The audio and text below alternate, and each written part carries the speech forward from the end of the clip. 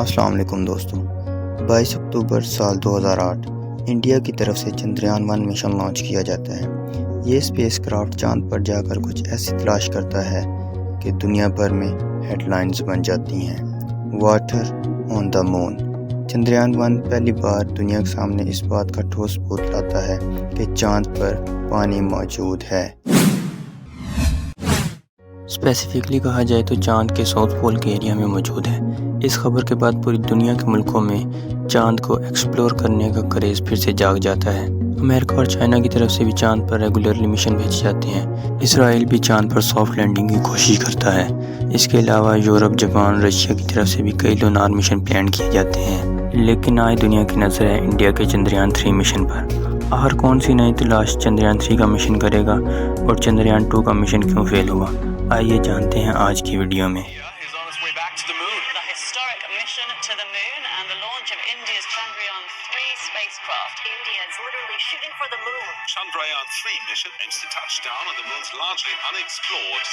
Moon missions यानी चांद पर भेजे जाने वाले मिशंस, ये 5-6 डिफरेंट टाइप्स के हो सकते हैं। सन 1950 में इंसानों ने चांद पर मिशन भेजने शुरू किए। तब से लेकर अब तक टेक्नोलॉजी जैसे जैसे इम्प्रूव होती गई है, इन मिशन की कॉम्प्लेक्सिटी भी वैसे वैसे बढ़ती गई है। सबसे पहले सबसे सिंपल टाइप्स के मिशन होते हैं फ्लाई बाय मिशंस।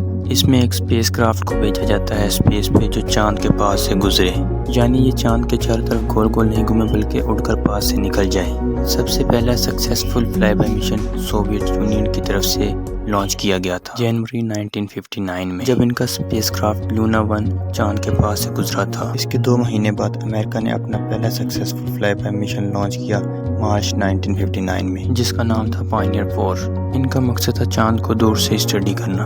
अक्टूबर 1959 जब सोवियत यूनियन लूना 3 लॉन्च करता है, तब हमें चांद की पहली बार फोटो देखने को मिलती है करीब से। ये पहली बार फोटो ली गई थी चांद की दूसरी साइड की, जो डार्क साइड होती है चांद की, जो नॉर्मली हमें ज़मीन से नजर नहीं आती। अगर हमने चांद को स्पेशली जांचना है तो आती है अगली कैटेगरी मिशंस की, जिन्हें ऑर्बिटर मिशन कहा जाता है। इसमें स्पेसक्राफ्ट चांद के करीब आकर चांद के ऑर्बिट में गोल गोल चक्कर लगाता है, जिसे ल्यूनार ऑर्बिट कहा जाता है, और यहाँ से ये चांद की सरफेस और एटमॉस्फेयर को स्टडी करते हैं। टिल डेट 40 से ज़्यादा सक्सेसफुल ऑर्बिटर मिशन हो चुके हैं और आज तक ये मोस्ट कॉमन टाइप है मून मिशंस की। पहला सक्सेसफुल ऑर्बिटर मिशन एक बार फिर से किया जाता है सोवियत यूनियन की तरफ से लूना 10 1966 में। इसके बाद आती है अगली कैटेगरी इम्पैक्ट मिशंस की।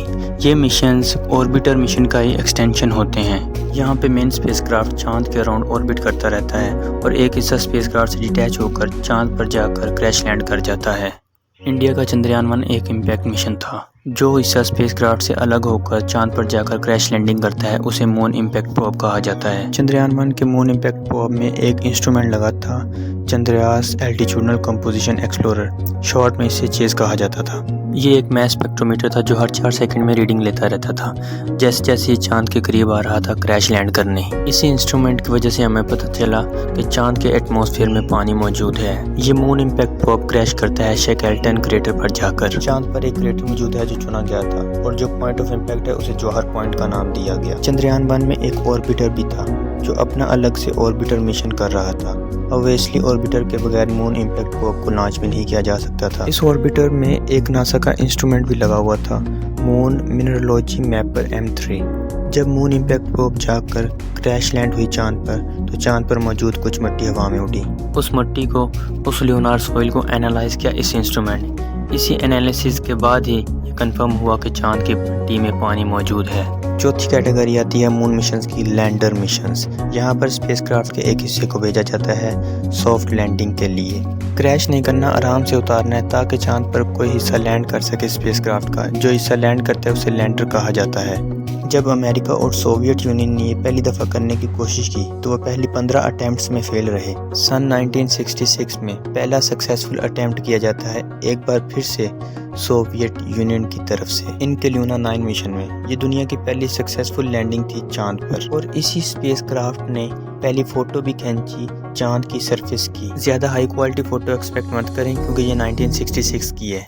आमतौर पर ये लैंडर काफ़ी बल्कि होते हैं, बहुत बड़े और हैवी भी होते हैं। तो ये चांद पर लैंड करने के बाद रुक जाते हैं, हिलते नहीं हैं उसके बाद। अगर चांद पर जाकर हिलना है, मूव करना है, तो इस प्रॉब्लम को सॉल्व करने के लिए आती है नेक्स्ट कैटेगरी मून मिशंस की, जो कि है रोवर मिशंस। रोवर ये छोटे से रोबोट्स होते हैं जिनके साथ टायर लगे होते हैं ताकि ये लैंडर से बाहर निकलकर सरफेस पर मूव कर पाएं। रोवर की मदद से डायरेक्ट चांद की सरफेस से कांटेक्ट बनाया जा सकता है और पहला सक्सेसफुल रोवर चांद पर भेजा गया था नवंबर 1970 में। और क्या आप गेस कर सकते हैं वो कौन सा कंट्री था? एक बार फिर से सोवियत यूनियन। और इसके बाद आती है आखिरी कैटेगरी मून मिशन की, ह्यूमन मिशन, जिसमें इंसानों को लैंडर में बिठाकर चांद पर उतारा जाता है और रोवर के बजाय इंसान अपने पैरों का इस्तेमाल करते हुए चांद की ज़मीन पर कदम रखते हैं। ये एक ऐसी चीज़ थी जो अमेरिका ने सोवियत यूनियन से पहले कर ली थी। 1969 में जब नील आर्मस्ट्रॉन्ग ने पहली दफ़ा चांद पर कदम रखा। नासा की तरफ से आखिरी ह्यूमन मून मिशन भेजा गया था 1972 में। तब से लेके अब तक किसी ने चांद की ज़मीन पर कदम नहीं रखा और टोटल इन 12 लोगों ने चांद की ज़मीन पर कदम रखा है। ये सारे लोग नासा के थे। चंद्रयान 2 का मिशन जहां पर एक रोवर मिशन के तौर पर प्लान किया गया था। अगर ये मिशन एज पर प्लान जाता तो विक्रम लैंडर को चांद पर सॉफ्ट लैंडिंग करनी थी और उसमें प्रज्ञान नाम का एक रोवर होता जिसे चांद पर उतरना था, बट अनफॉर्चुनेटली ऐसा हुआ नहीं। लेकिन 6 सितंबर 2019 चंद्रयान 2 का विक्रम लैंडर जब सॉफ्ट लैंडिंग की तैयारी कर रहा होता है तो अचानक क्रैश लैंड कर जाता है। नवंबर 2019 में निकली फेलियर कमेटी रिपोर्ट के मुताबिक ये एक्सीडेंट एक सॉफ्टवेयर ग्लिच की वजह से हुआ था। इसरो के मिशन कंट्रोल सेंटर्स की स्क्रीन ने दिखाया कि जब विक्रम लैंडर उतर रहा था तो वो अपने रास्ते से भटक जाता है जब वो करीब 2 किलोमीटर सरफेस से ऊपर था। जब वो 335 मीटर ऊपर था सरफेस से तो इसरो कॉन्टैक्ट लूज कर जाता है। प्लान के अकॉर्डिंग 400 मीटर तक विक्रम को अपनी ऑलमोस्ट सारी वेलोसिटी लूज करनी थी, लेकिन 1 किलोमीटर तक विक्रम की वर्टिकल वेलोसिटी 212 किलोमीटर पर आवर्स थी, जबकि हॉरिजॉन्टल वेलोसिटी 173 किलोमीटर पर आवर्स थी। इसरो के जो अभी करंट चीफ हैं एस सोमनाथ, वो बताते हैं कि विक्रम के इंजन में प्रॉब्लम थी। टोटल 5 इंजन में से एक का थ्रस्ट थोड़ा ज्यादा था, जिसकी वजह से विक्रम अनस्टेबल हो गया था। विक्रम को एक्चुअली फोटो लेकर डिसाइड करना था कि एक्चुअल लैंडिंग स्पॉट क्या होगा, लेकिन विक्रम कभी फोटो लेने के लिए स्टेबल हो ही नहीं पाया था। जब उसने अपनी डायरेक्शन सही करने की कोशिश की तो थ्रस्टर के मिस अलाइनमेंट की वजह से वो तेज तेज घूमने लगा। यहाँ विक्रम के सॉफ्टवेयर में भी लिमिट लगाई गई थी वो कितना तेज घूम सकता है। तो ये सारी प्रॉब्लम एक्यूमुलेट हुई और इसी की वजह से विक्रम अल्टीमेटली क्रैश लैंड कर गया। हम अभी इतना ही जानते हैं। अब अगर चंद्रयान 3 की बात की जाए तो उसे लॉन्च किया गया है उस ऑब्जेक्टिव को पूरा करने के लिए जो चंद्रयान 2 पूरा नहीं कर सका। कुछ गलती होने की गुंजाइश को कम करने के लिए कुछ मॉडिफिकेशन की गई हैं। पहले तो जो लैंडिंग एरिया है उसे और बड़ा कर दिया गया है। जहां चंद्रयान 2 के लिए 500 बाई 500 मीटर का पैच था, वहीं इस बार चंद्रयान 3 4 किलोमीटर इंटू 2.4 किलोमीटर के एरिया में कहीं पर भी लैंड कर सकता है। ये पिछली बार से ऑलमोस्ट 40 गुना बड़ा एरिया है। दूसरा, चंद्रयान 3 में मौजूद विक्रम लैंडर को इस बार ज़्यादा फ्यूल दिया गया है ताकि वो हवा में ज़्यादा देर रह सके और सही लैंडिंग साइट ढूंढ पाए। तीसरा, सॉफ्टवेयर अपग्रेड किए गए हैं ताकि विक्रम ज़्यादा तेज़ी से घूम पाए अगर ज़रूरत पड़े तो। चौथा, विक्रम को इस बार सिर्फ फोटोज़ पर डिपेंडेंट नहीं होना पड़ेगा लैंडिंग के लिए। चंद्रयान 2 का जो मिशन था उसे आधा सक्सेसफुल बताया जाता है।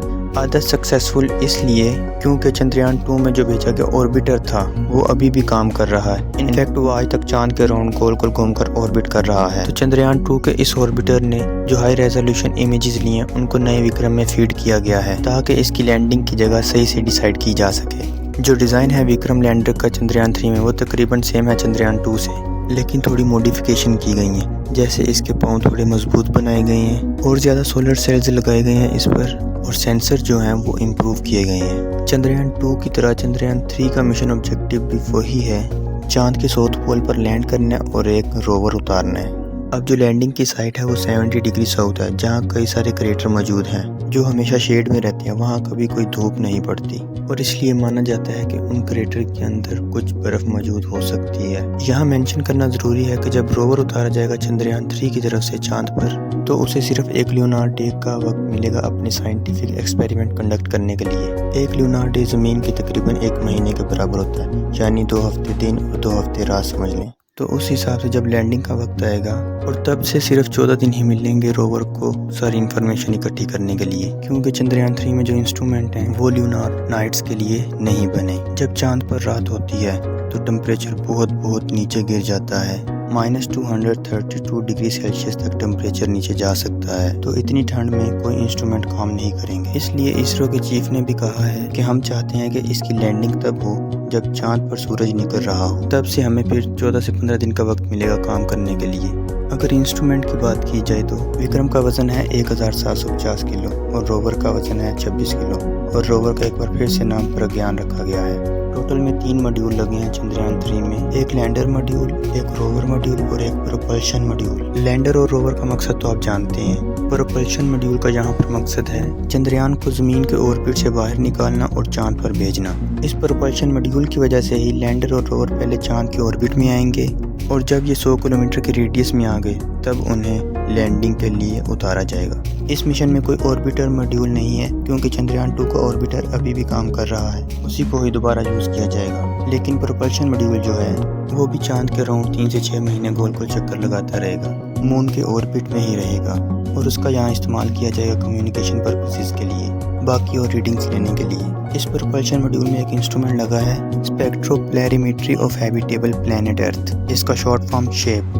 ये छोटे छोटे एक्सोप्लैनेट्स की तलाश करेगा स्पेस में। अगर विक्रम लैंडर और प्रज्ञान रोवर के इंस्ट्रूमेंट्स की बात की जाए तो वो भी बहुत इंटरेस्टिंग है। प्रज्ञान पर 2 इंस्ट्रूमेंट्स लगे हुए हैं, LIBS और APXS। LIBS का फुल फॉर्म है लेजर इंड्यूस्ड ब्रेकडाउन स्पेक्ट्रोस्कोप। ये चांद की मिट्टी का केमिकल कंपोजिशन एनालाइज करेगा कि कौन कौन से मिनरल्स चांद की मिट्टी में पाए जाते हैं। और दूसरा APXS का फुल फॉर्म है अल्फा पार्टिकल एक्सरे स्पेक्ट्रोमीटर। ये चांद पर मौजूद पत्थरों के लिए यही करेगा। जब प्रज्ञान ये काम करेगा तो विक्रम उसकी फोटो खींच रहा होगा। अगर सब कुछ प्लान के अकॉर्डिंग जाता है तो विक्रम लैंडर के ऊपर कुछ 4 इंस्ट्रूमेंट लगे हुए हैं। पहला है रामपा, इसकी फुल फॉर्म है radio anatomy of moon bound hyper sensitive ionosphere and atmosphere. ये लेजर बीम चांद पर मौजूद कुछ छोटे छोटे पत्थरों को पिघलाने की कोशिश करेगा और जो गैस उससे रिलीज होगी उसे एनालाइज करेगा। दूसरा है चेस्ट, फुल फॉर्म है चंद्रास सरफेस थर्मोफिजिकल एक्सपेरिमेंट। ये थर्मल प्रॉपर्टीज मेजर करेगा कि कितना टेम्परेचर है साउथ पोल में चांद के। तीसरा है ILSA, the instrument for lunar seismic activity. ये मेजर करेगा कि चांद पर कितने मून क्यूब्स आते हैं। इससे हम चांद के अंदर क्रस्ट और मेंटल के स्ट्रक्चर को भी समझ पाएंगे। और चौथा इंस्ट्रूमेंट यहाँ पे नासा ने दिया था जो है LRA, laser retro reflector array. ये लेजर के जरिए जमीन से सिग्नल बाउंस करेगा। इसकी मदद से साइंटिस्ट एग्जैक्ट डिस्टेंस कैलकुलेट कर पाएंगे कि विक्रम लैंडर कहाँ लैंड किया है और चांद की रेंज क्या है। क्योंकि 5 और ऐसे रेट्रो रिफ्लेक्टर चांद पर ऑलरेडी मौजूद हैं तो एग्जैक्ट डिस्टेंस पता चल पाएंगे चांद पर। तो प्रोपल्शन मॉड्यूल को इंक्लूड करके टोटल 7 इंस्ट्रूमेंट लगे हुए हैं चंद्रयान 3 में। यहाँ साइंटिफिक एक्सपेरिमेंट के अलावा प्राइड का भी सवाल है। अगर ये मिशन सक्सेसफुल होता है तो ये इंडिया के लिए बहुत बड़ी जीत होगी। इंडिया चौथा मुल्क बन जाएगा सोवियत यूनियन, अमेरिका और चाइना के बाद चांद पर सॉफ्ट लैंडिंग करने वाला। वैसे चंद्रयान 1 का जो इम्पैक्ट मिशन था उसकी वजह से इंडिया 5वां मुल्क बन गया था चांद की सरफेस को टच करने वाला। Soviet union, America, Japan, European space agency के बाद तब से लेकर अब तक 4 और मुल्क इस चीज़ को अचीव कर चुके हैं, चाइना, इसराइल, लक्समबर्ग और यूनाइटेड अरब एमिरेट्स। इन मुल्कों ने ये किया 2009, 2019, मार्च 2022 और दिसंबर 2022 रिस्पेक्टिवली। अगर आपको ये वीडियो पसंद आई है तो लाइक और शेयर करना मत भूलिएगा और चैनल को सब्सक्राइब कर लीजिएगा। बहुत बहुत शुक्रिया।